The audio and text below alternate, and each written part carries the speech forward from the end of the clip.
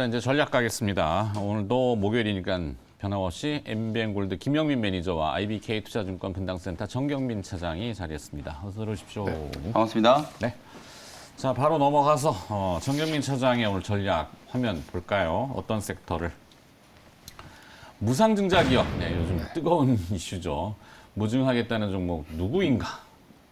어디서 많이 듣던 용어인데 저. 누구인가 뭐 이렇게 좀 해주셔야 되는데. 네네. 아, 물론 이제 어제 장 끝나고 이제 그 조광 ILI가 그렇죠. 이제 발표를 했어요. 0.5주. 네네네. 그래서 이제 뭐 대유 0.5는 좀 약하지 않나요? 요즘에 막 8배, 5배 이렇게 하는데. 0.5 그러니까 8주도 주고 말하는. 배당이죠. 그 정도면. 이제. 공짜로 뭐 막 네. 퍼주는 것 같지만 네, 사실 네. 이게 본질이 변하는 건 아닌데 그리고 이제 몇몇 종목들은 무상증자 할 수도 있어라고 오르는 종목들이 있어요. 시장이 뭐. 추측하는 거죠. 네, 그러니까 자본금 10억 이하인 종목들, 뭐 피코그램, 뭐 조선선제 이런 것들은 할 발표한 거야. 것도 아닌데 그러니까 약간 인질극을 하는 거예요. 무상증자를 이제 곧 할 것이다라고. 그러면 이제 무상증자 그러면 이제 저는 아이디어를 이제 다른 데서 저 이번에 무상증자가 이렇게 테마가 될 수 있구나라는 거를 또 이 바닥 들어온 이후에 처음으로 좀 봤습니다. 그래서 이제 아이디어를 어떻게 뽑아봤냐면 이제 무상증자를 발표는 했는데 주가가 그렇게 급등하지 않았던 그런 종목들을 한번 좀 보겠고 오히려 무상증자를 발표를 했음에도 불구하고 하락한 종목들. 화면에 무상증자 관련주 이렇게 나왔는데 어떻게 관련을 줘야 되는지 모르겠네. 자본금이 일단 적고 유보율이 높고 일단 발표를 했어요. 발표한 기업도 네, 있고 발표를 했는데 주가가 빠진 기업들이 있습니다. 떨어진 기업도 네, 있고 네, 아 주가가 인크로스도 인크로스도 무상증자 있고, 발표했죠. 근데 인크로스는 이제 뭐 66%니까 네. 그것도 배당 수준인 거죠. 요즘에는 100%만 줘도 뭔가 손해 보는 느낌이 들 정도로 네. 무상증자의 어떤 이렇게 주가 강세의 어떤 예를 보여줬었던 그 노터스 때문에 그런 좀 후광 효과가 그게 있는 이제 것 같아요. 무상증자 권리락 이후에 주가가 싸 보이는 또 착시 현상을 현상도 줘버리니까. 있죠. 네. 근데 뭐 몇 번이나 이제 강조를 많이 드렸습니다만 무상증자가 이론적으로 이렇게 그 자본 계정에 있는 잉여금을 이렇게 자본금으로 전환시키는 일종의 이제 주머니 바꿈의 효과예요. 네. 그래서 이제 일종의 시그널이라고 자신감의 표현 이렇게 보시는 게 좀 맞는 거지. 이 자체로 뭐 이익이 증가한다거나 뭐 EPS가 늘어난다거나 뭐 이런 부분은 없습니다. 그래서 기업의 이제 영업 가치를 직접적으로 자극하는 부분은 아니겠지만 그래도 가장 적극적인 주주 친화책이고 자본금 확대를 통해서 뭔가 확장적인 발행 주식이 늘고 네. 그다음에 유통 주식이 늘어서 환금성을 제고한다. 그런 게 이게 있죠. 이제 주주 친화 정책 뭐 이렇게 될 수 있죠. 근데 이제 더 안으로 가면 어떤 기업이 확장을 하려면 자본 확충을 해야 되는데 네. 그렇게 하려면 이제 뭐 여기저기서 돈을 끌어온 게 아니라 내가 가지고 있는 현금으로 뭔가 확장을 한다라는 자신감을 시장에 보여주는 거기 그러네. 때문에 딱 그 말이 맞네. 왼쪽 주머니에 있는 거 오른쪽 주머니에 그렇죠. 있는 거. 원래 내 돈입니다. 내 돈인데 뭔가 우리가 더 잘 클 수 있어라는 걸 시장에 알려주는 이제 그런 시그널이라고 좀 보시는 게 맞지. 네. 이 자체로 막 EPS가 올라간 거나 뭐 적정 주가가 올라가는 그런 부분은 아니라는 건 좀 다시 한번 좀 강조를 좀 드리고 싶고요. 그리고 자료가 있는 것 같은데. 네, 뭐 준비하세요. 배정 기준이 이틀 전에는 사셔야 돼요. 그러니까 배당락하고 똑같습니다. 그러니까 배당을 받으시려면 우리가 폐장 전 이틀 전에 사야 되잖아요. 네. 그래서 이 배정 기준일이라는 거에 이틀 전까지는 시간 외에서라도 매수를 좀 하셔야 돼요. 그래서 현대 확정된 무상증자 기업들 중에서 네. 뭐 노터스나 뭐 공구음원 이런 것 이렇게 너무 많이 오른 것들을 빼고 그러면 어떤 것들이 남아 있는가를 좀 한번 꼽아봤어요. 그래서 뭐 가장 이제 근래에 돌아올 수 있는 게 이제 유니트론텍이 6월 20일 날 네. 좀 이제 배정 기준일이 다가오고 그러니까 6월 20일이다 보면 6월 18일까지는 주식을 사야 된다는 말씀을 제가 드렸던 조강 거고요. ILI는 500% 무증이네요. 네, 그 정도는 해야 한 요즘- 주에 5주. 아까 0.5주는 정정하겠습니다. 네. 그리고 노바렉스가 이제 8월 19일까지 그리고 그 전까지는 주식을 사야지만 무상증자를 받을 수 있다. 요즘에 에코프로비엠의 강세의 상당 부분도 저는 이 무상증자를 받으려고 하는 어느 정도의 좀 수요는 좀 있지 않나 이렇게 좀 봐지고요. 이렇게 보면은 뭐 말씀드린 대로 100% 미만 주는 종목들도 있는데 그래서 그런가 주가의 움직임이 좀 시큰둥한 종목들도 상당히 많습니다. 저는 뭐 HSD 엔진이나 유틸렉스 이런 종목들은 오히려 무상증자를 발표하고 상당 부분 좀 빠진 부분이 좀 있어요. 그런 네. 것들을 좀 감안을 해보면 역시 100% 이상 아무리 못해도 50% 이상은 뭔가를 좀 해줘야 시장에서 좀 표시가 난다. 이렇게 좀 다시 한번 좀 말씀드리고 또 싶고. 배정 기준일을 좀 잘 봐야 되겠군요. 네, 그 이틀 전까지는 주식을 사셔야 된다 이렇게 좀 말씀드리고 싶고 네. 무상증자보다 강한 테마는 실적입니다. 그렇죠? 실적인데 꾸준한 실적 안정성에 뭐 거래량이나 주가 부양 그리고 주주 친화책 이런 도구로서 플러스 알파가 무상증자로 좀 작동이 된다면 네. 저는 그 안에서 충분히 아이디어를 꼽아낼 수 있겠다라고 봐서 저 종목들 중에서 좀 선별을 좀 해봤었는데요. 가장 네. 좀 눈에 띄는 부분은 CS 베어링은 현재 시류와 좀 잘 맞는 것 같아요. 네. 역시 이제 에너지 쪽이고 풍력 쪽이고 물론 1분기 실적이 조금 후퇴하기는 했습니다만 아무래도 이제 어떤 확장성을 좀 보여주려는, 그러니까 다른 기업들처럼 거래 편의성을 높여주기 위한 단순한 주주책이 아니라 진짜로 사업 확정을 하기 위해서 무상증자를 하는 것 같은 회사가 CS 베어링 그리고 이 건기식이라고 하죠. 노바렉스라는 기업도 계속해서 캐파 증설을 위해서 자본금 확충을 하는 그런 부분이고 둘 다 이제 100%씩 무상증자를 발표를 했기 때문에 저는 좀 이 배정 기준일까지 그 근처에 가면 갈수록 주가의 상승세는 좀 높아지지 않을까 그렇게 좀 봐지고요. 그래서 이제 딱 두 종목을 좀 피킹을 해드리면 네. 6월달 당장 이제 배정 기준일이 다가오는 6월 21일이니까 그 전전날까지는 사셔야 돼요. CS 베어링 그리고 아직 시간은 좀 남아 있습니다. 8월달에 배정 기준일이 있는 노바렉스 저 두 종목을 좀 집중해서 보셨으면 어떨까 이렇게 네. 좀 무상증자는 정리를 해드리도록 하겠습니다. 그래요. 무상증자 테마 오랜만에 봅니다만 뭐 세간의 이슈가 그쪽에 관심이 있으니까 네. 한번 다뤄봤고 정리하자면 저렇게 집중이 되는군요. 김영민 매니저는 오늘 전략을 어떤 분야에 어떻게 정해주셨는데 또 김영민 매니저 거 볼까요?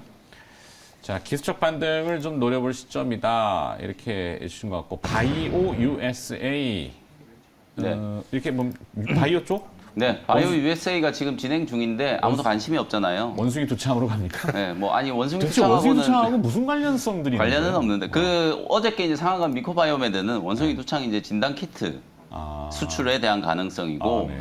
그래서 이제 가장 시세가 좀 강하게 올라갔고 그리고 이제 뭐 차백신 연구소라든지 그다음에 이제 진원생명과학이라든지 이런 종목들은 이제 천연두 네. DNA 백신을 갖고 있기 때문에 이 천연두 DNA 백신이 원숭이 두창에 거의 100% 효용이 있다 이런 얘기가 나오면서 네. 그러면서 이제 관련된 종목으로 올라가는 거죠. 아직 국내에는 뭐 전혀 그건 없고 이제 WHO에서만 네. 23일 날 긴급 회의를 한다는 뉴스가 이제 네. 굉장히 크게 보도가 됐잖아요. 맞아요. 그러다 보니 이게 사실은 원숭이 두창이 어찌 보면 아프리카 이제 풍토병인데 이게 이제 아프리카 지역에서만 일어나는 게 아니라 전 세계 모든 권역, 유럽, 북미 그리고 아시아 지역에서까지 지금 확산이 좀 되고 있으니까 네. 숫자로 따져보면 뭐 코로나19 팬데믹 때하고는 사실 비교가 되지 않을 정도 극히 낮은 수준인데 이게 지역적으로 워낙 광범위하게 이상이 이제 확산이 좀 되고 있다 보니까 그에 대한 이제 비상사태 선포를 해야 되느냐 말아야 되느냐 그걸 이제 검토를 하는 회의를 하겠다는 얘기가 나오면서 어저께 이제 관련주들이 올라간 거죠. 갑자기 이전에 메르스 생각이 나네. 그 낙타에서 맞습니다. 그 기원했다 그래서 그렇죠. 왜 뭐에 홍보 문구인가요? 낙타고기를 섭취하지 마시고 이렇게 했는데 원래 안 먹는 거. 네. 원숭이 두창은 그럼 원숭이 고기 얘기가 하나? 네. 뭐가 있나요? 미안합니다. 네, 그래서 바이오 USA는 원숭이 두창하고는 관계가 없고 지금 이제 사실은 세계 최대의 이제 제약 바이오 기업들의 박람회예요. 네. 이거는 우리가 이제 소위 말해서 뭐 가전 박람회라든지 가구 박람회 같은 거 하면 사실은 홍보의 장이잖아요. 그 부스에 가보면 우리가 이런 제품 만들었으니까 요거 좀 사다오 이런 거 하는 거거든요. 네. 근데 이제 2020년 이후로 이제 코로나19 팬데믹 때문에 3년 동안 이제 못 열리다가 3년 만에 이제 오프라인으로 이제 대규모 그 바이오 박람회가 이제 열린 거거든요. 여기에 이제 국내 기업들이 상당히 뭐 상장 기업, 비상장 기업 정말 많은 기업들이 이제 참여를 해가지고 보유하고 있는 파이프라인 홍보도 하고 그리고 이제 다수의 이제 제약 바이오 기업들하고 다국적 기업들과의 어떤 협업이라든지 기술 이전 등을 지금 논의하고 있는 상황이거든요. 근데 이제 사실 이슈가 이제 너무 좀 묻히고 있다라는 생각도 좀 들고 그거보다 이제 더 큰 건 오늘 이제 새벽에 FMC 회의 결과가 이제 발표가 나왔잖아요. 네. 역시 저는 이번에도 제롬 파월 연준 의장이 기자회견을 뭐 정말 좀 잘했다 이렇게 좀 표현을 하고 싶은 게 일단은 이제 소프트 랜딩 여전히 이제 미국 경제가 연착륙할 수 있다라는 가능성을 이제 강조를 한번 했다는 거 경기에 대한 이제 불안감을 조금 이제 해소시켜줬다는 거. 그리고 이제 어찌 보면 5월 달에 이제 그 FMC 회의 결과가 발표되고 나서 점도표가 이미 공개가 됐잖아요. 네. 두 번 정도 0.5%포인트 금리를 올리기로 했다가 CPI가 발표되고 나서 일주일도 안 돼가지고 지금 금리 이제 올리는 폭을 이제 바꿔버린 거거든요. 그게 이제 시장에 어찌 보면 좀 충격이 될 수 있었는데 오히려 시장에서는 너무 이제 0.75% 금리 올리는 걸 이제 강조를 많이 하다 보니까 연준이 어찌 보면 거기에 이제 호응을 한 거죠. 근데 호응을 했는데 28년 만에 뭐 최대치로 지금 자이언트 스텝으로 75bp를 이제 금리를 올렸는데 문제는 이제 이게 계속 75bp 올릴 거냐 이 부분에 대한 거거든요. 근데 이제 제롬 파월 연준 의장이 어떤 표현을 썼냐면 unusually 이제 이례적으로 지금 물가 상황이 워낙 긴급하기 때문에 이례적으로 0.75 올린 거고. 보도는 28년 만에 75베이시스 포인트 올렸다. 그리고 내 다음 달에도 다음번 FOMC, 그러니까 7월 FOMC입니다. 네. 또 올릴 수 있다. 맞습니다. 네, 이렇게 근데 이제 얘기했는데 그걸 범위를 이제 레인지를 0.5에서 0.75 이렇게 이제 얘기를 하다 보니까 연준 의장은 시쳇말로 목에 칼이 들어와도 경기가 경착륙됐다, 큰일 났다 이런 얘기 그렇죠. 안 합니다. 네. 그래서 어쨌든 시장을 달래는 데는 어느 정도 이제 좀 성공을 한 것 같다. 그래서 그런 측면에서 본다면 뭐 환율도 좀 떨어졌고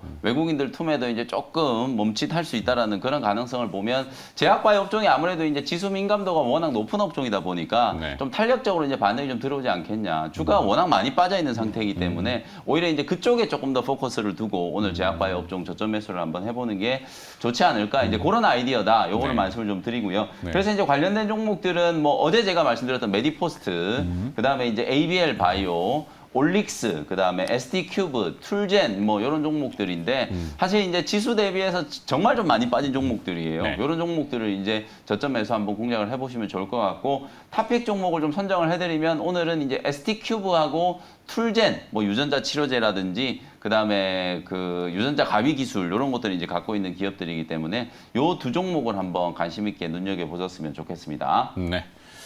자, 그러면은 하여튼 소외된 섹터이기 때문에 그런 의미에서 시장 반등 기조하고 맞물리면은 관심이 저쪽으로 또 갈 수도 있겠다. 네. 이런 내용. 자, 화면으로 다시 한번 정리하겠습니다. 오늘 정경민 차장은 무상증자 테마 이래가지고 뭐 이렇게 정리 좀 해주셨고 CS 베어링하고 노바렉스 추격 매수. 근데 오늘 공구먼에 대한 그 이슈가 조금 등장하는 뭐 것 같은데. 이게 좀 호재만은 아닐 수 있다. 그러니까. 예, 이런 얘기가 5배 무상증자한 공구먼이 이제 이 초기에 그 IPO 하기 전에 VC 벤처캐피탈로부터 자금 투여를 받았는데 경영권 분쟁 가능성에 신주 20만 주 오버행 이슈가 등장할 수 있습니다. 오버행이라는 거는 잠재 매물로 20만 주가 나올 수 있다는 얘기죠. 공구먼이 어떻게 될지 모르겠어요. 그게 만약에 기준점으로 뭐 막 잡음이 생기면은 다른 그렇죠. 여타 네. 무상증자 테마가 아이고 화면이 지나버렸네. 네, 하여튼 그거는 이따 보도록 하고 그다음에 김해 메이저 내용은 보셨죠? 네, 그렇게 해서 정리하고 일발장장 넘어가도록 하겠습니다.